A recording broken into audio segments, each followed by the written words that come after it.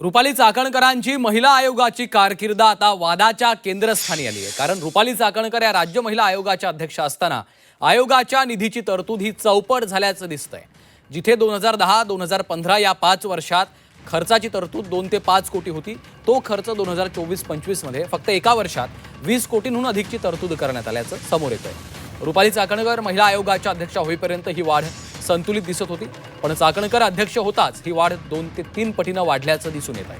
महिला आयोगाच्या निधीची झालेल्या या असंतुलित तरतुदी वाढीची शिवाय त्यातील किती निधी खर्च झाला याची माहिती मिळणं देखील आता गरजेचं आहे।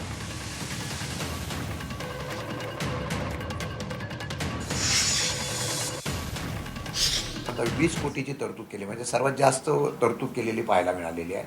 आता ही तरतूद करण्याचं कारण सुद्धा फार वेगळं आहे की त्यामध्ये वाढीचं कारण असं सांगितलं की महिलांवर झालेल्या अत्याचारामध्ये प्रचंड प्रमाणात वाढ झालेली असल्यामुळे या तरतुदी करण्याच्या संदर्भातला निर्णय सरकारने घेतला। याचा अर्थ असा आहे की महिला आयोगाने आणि राज्य सरकारच्या माध्यमातून महाराष्ट्रामध्ये महिलांवर अत्याचार झालेत का हे अप्रत्यक्षपणाने कबुली दिलेले आहे, आणि म्हणून अप्रत्यक्षपणाने कबुली देत असताना ही वाढ झालेली एका बाजूला राज्य सरकार मान्य करतंय, आणि मग ही जी तरतूद केलेली आहे या तरतुदीचं वाढीचं कारण जर बघितलं तर किती महिलांच्यासाठी किंवा या तरतुदीचं झालेलं वाटप हे कशासाठी केलं याचा खुलासा होणं गरजेचं आहे।